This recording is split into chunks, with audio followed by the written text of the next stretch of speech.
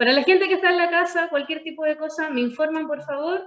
Tal como dije a las personas que están presencialmente, vamos a revisar un concepto que puede llegar a ser difícil, pero que es la base para segundo medio y después vamos a dar por hecho que esto ya se entendió. Y siempre lo vamos a mencionar. No explicar, solamente mencionar. Así que cualquier tipo de duda, me avisa inmediatamente, por favor. Ya, tenemos solamente este periodo de clase, ¿cierto? Después, ¿no? Después nos toca recreo. ¿Y después el recreo? Después nos toca biología, después física, química o química física y después... Ah, ya tenemos solamente ahora. Ya, entonces empezamos. Profe, le digo que supervisión no me andará. Quizás, no tengo otra. Profe, no sé si es permanente, vea. Me dice está bueno. ¿Me sirve? Que no le podemos prestar cosas. Hay un poquito por qué, ¿no? ¿Y puedo buscar esa parte? No me quiero ir de fondo.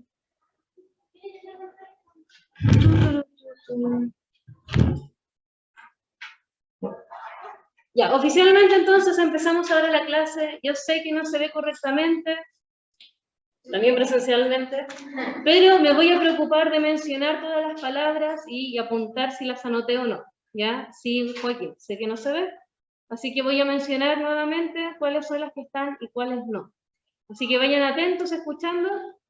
Empezamos inmediatamente. El objetivo del día de hoy es conocer el concepto de imaginario social y sus implicancias en la literatura.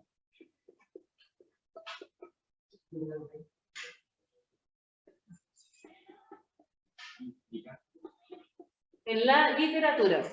Vuelvo a repetir también para la gente que está en la casa. El objetivo del día de hoy es conocer el concepto de imaginario social y sus implicancias en la literatura. Es decir, ¿por qué es importante este concepto? ¿Por qué lo tenemos que revisar sí o sí?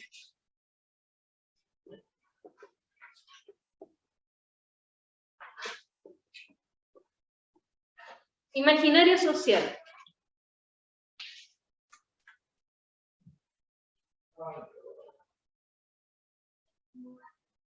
Y vamos a comenzar esta clase como, espero que sea la clase definitiva, pero en caso de cualquier cosa podemos volver a repetirla.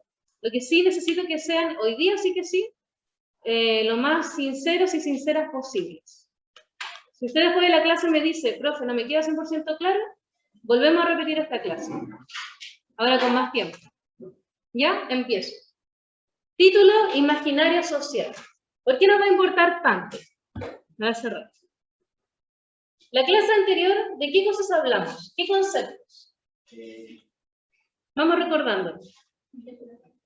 La importancia de interpretar, ¿ya? De darle sentido a las cosas de acuerdo a lo que estoy viendo, a las señales. ¿Qué más? Etapas de la lectura, leer correctamente. Maximiliano dice hablar sobre viajes. ¿Ya? Sí, eso lo hicimos como la semana pasada, pero bien igual. Ya. ¿Cómo? ¿Qué cosa? Harry Potter. Ah, Harry Potter. Rápido y Furioso. Ya. Pero lo que más me importa, que fue lo que dijo Pedro, es que hablamos sobre los contextos. Pues escribí la palabra contextos acá. Hablamos sobre los contextos, ¿y a qué me refiero?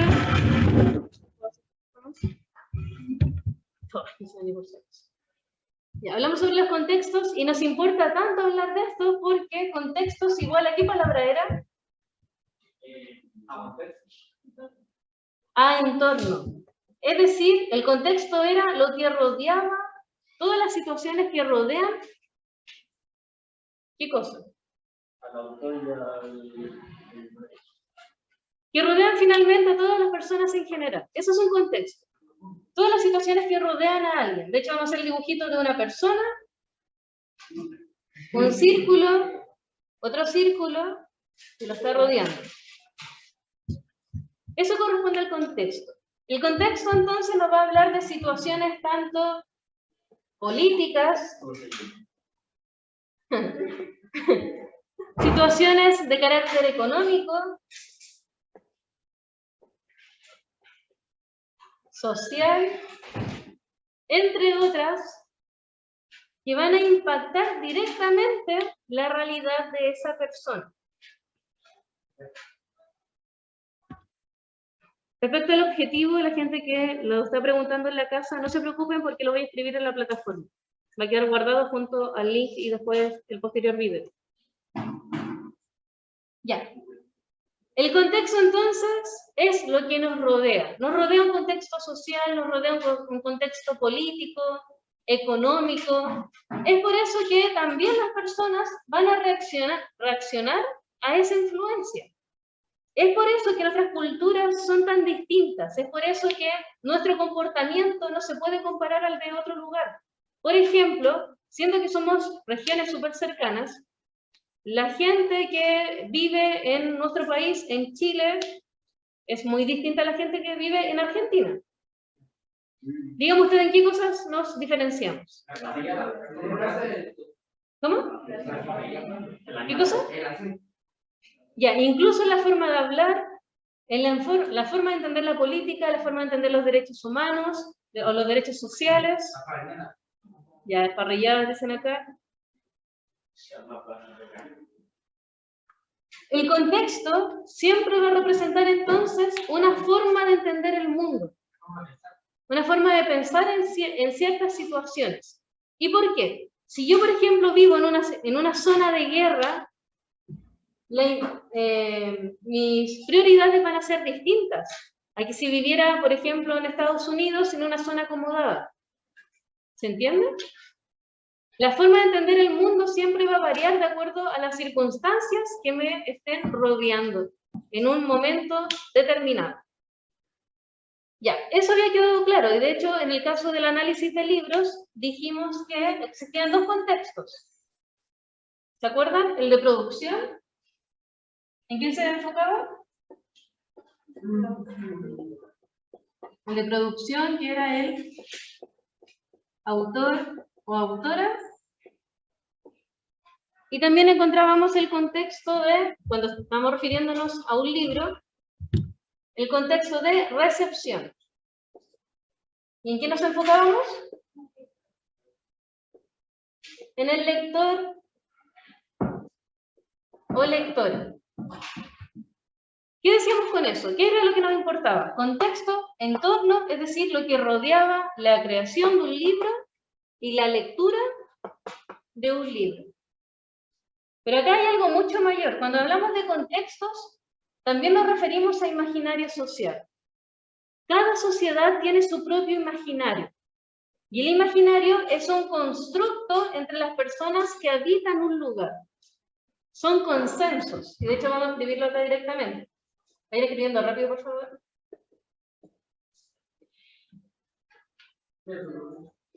Ahora lo voy a explicar.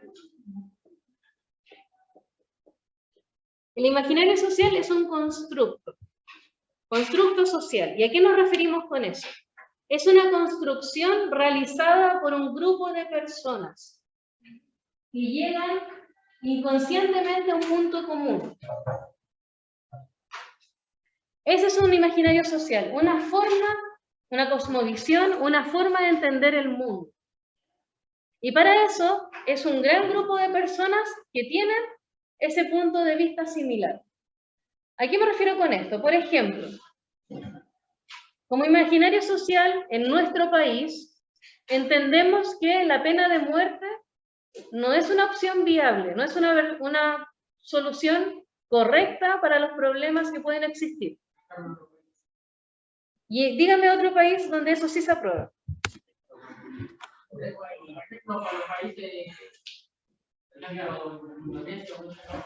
Ya, muy bien. Países orientales, ¿qué dicen ellos respecto a eso?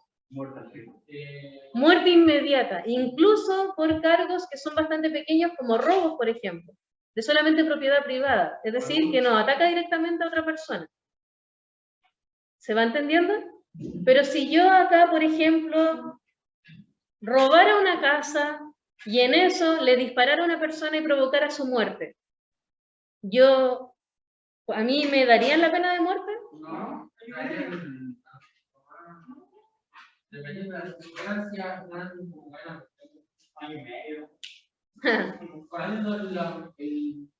Este país, 2 semanas y calibre.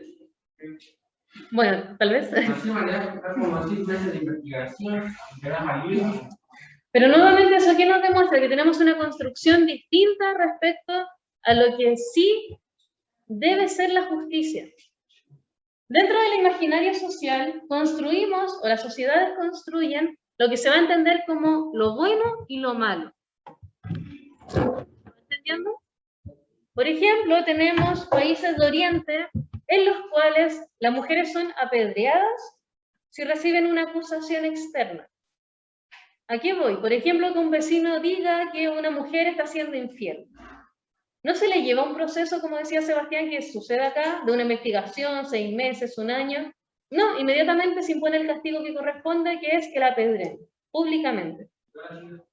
En que eso puede provocar su muerte. Ese es el nivel de consenso social de lo que allá van a entender por justicia, como lo bueno y lo malo.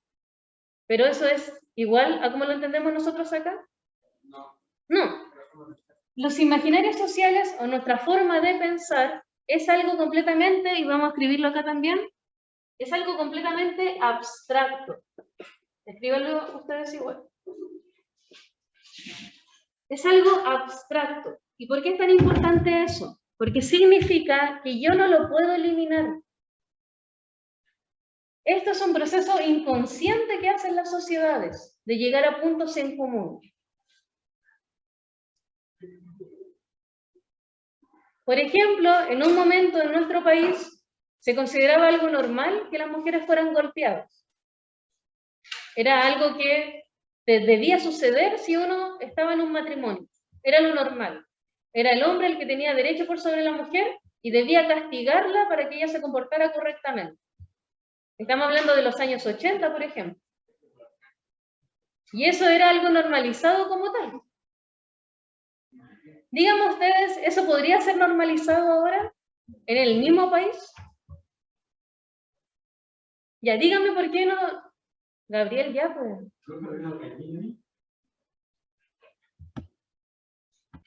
Sigo con la grabación. ¿Qué es lo que nos importa entonces? Y que yo quiero que también quede claro.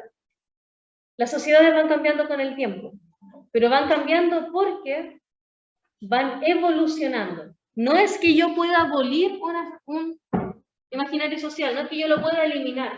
Solamente puedo provocar que esto evolucione.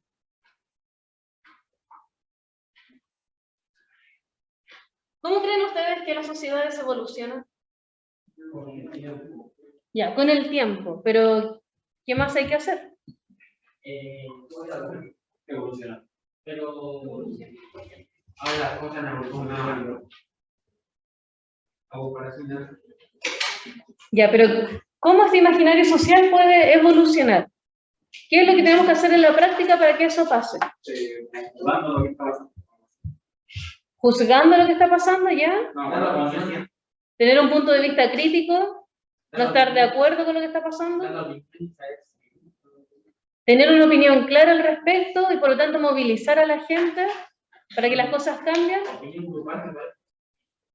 Y que esto se convierta muy bien, como dice Sebastián acá, presencialmente, que se convierta entonces ya en un grupo de personas que piensan igual. Eso se convierte entonces en un movimiento social, que yo creo que ustedes pueden conocer muchos actuales. Y finalmente, ¿qué es lo que provoca la evolución? Y ojo con eso, porque necesito que lo escriban, por favor. Así que la gente que está cómoda ahí, ya pues tome el lápiz y escriba todo rápido. Luis, ya pues. Aquí necesito que escriba entonces que en evolución eso se provoca porque las personas actúan distinto. Las personas actúan distinto. Y ahí, tal como me decía por interno ahí Maximiliano de Katsumi, la gente cambia su forma de ver las cosas. ¿Es por eso que el imaginario social puede evolucionar?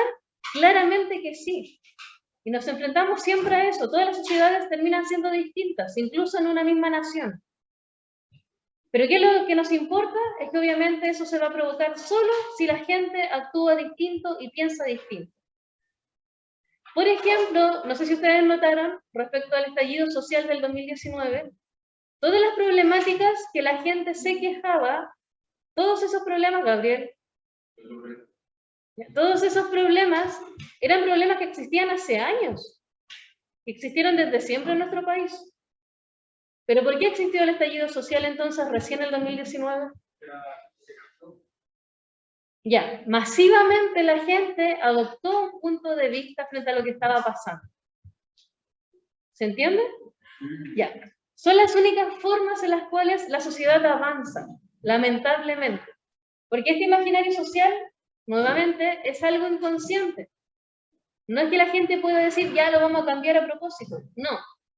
Sí o sí hay una evolución de años para que esto pueda ir mejorando o empeorando. De acuerdo a nuestro propio punto de vista, porque realmente las cosas no son ni buenas ni malas, sino que nosotros le damos la subjetividad. Ya, ¿hasta el momento se entiende? Sí. Ya, vuelvo a repetir. ¿Por qué nos importa el imaginario social? Porque ese imaginario social afecta a todas las personas por igual. A nosotros que estamos acá presentes, a la gente que está a distancia, nos afecta a todos por igual. Lo queramos realmente o no. ¿Por qué nos importa? Porque si lo analizamos, vamos a poder diferenciar, y acá necesito que tomen apuntes de nuevo, vamos a poder diferenciar lo que aprendimos por nuestra cuenta.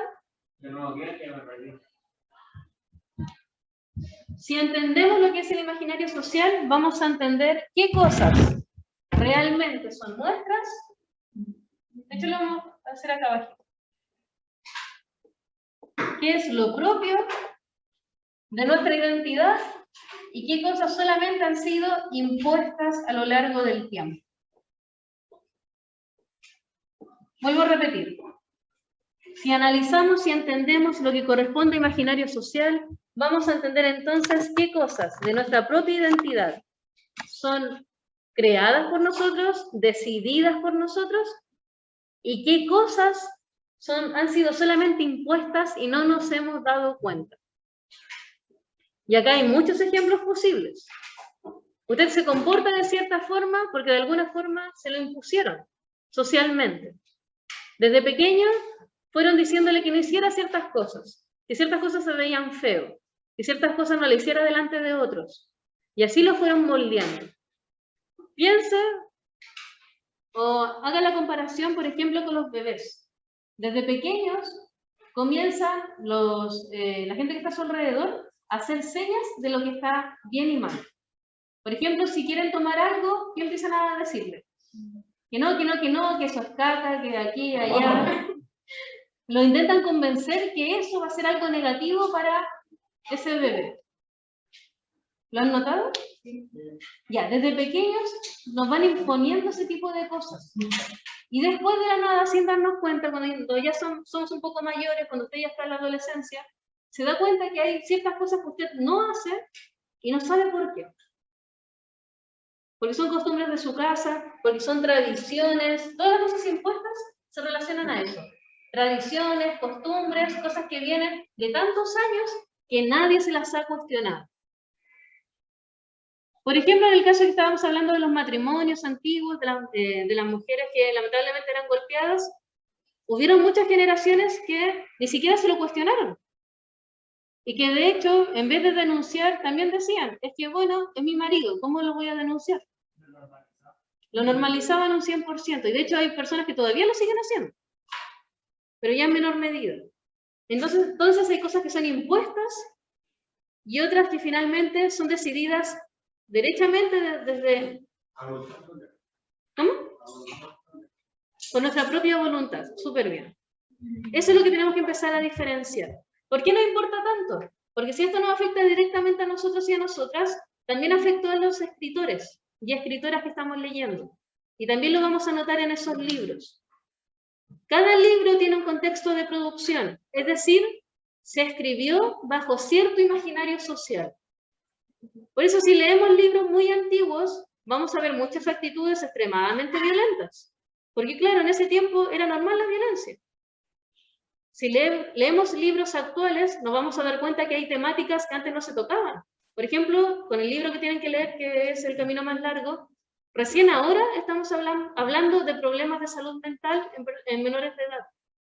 Eso importa ahora. ¿Usted cree que en los años 80 a los padres les importaba si su hijo estaba deprimido? ¿No? Simplemente se les golpeaba nomás y tenían que trabajar igual. No existía la salud mental para los menores de edad en esa época. No era una prioridad. De hecho, el mayor nivel de violencia intrafamiliar era contra mujeres y menores de edad. ¿Eso se puede permitir ahora? Claramente que no. Incluso, no sé si han escuchado de casos de bebés y de niños que han muerto por culpa de sus familiares. En el último tiempo ha habido muchos casos así. Y el caso de Tomás creo que era algo parecido. Ya, a ese mismo tipo de cosas me refiero. Y cuando pasó eso, ¿qué pasó inmediatamente? Toda la sociedad reaccionó. Todos inmediatamente quisieron exigir justicia, empezaron a generar marchas, etcétera, etcétera. Ya, ahora la respuesta sincera. ¿Necesita más ejemplos? No, sea sincero. ¿Sí? ¿Otra clase más? Dígame la palabra de resumen. Ya, próxima clase hacemos un resumen y mejor explico.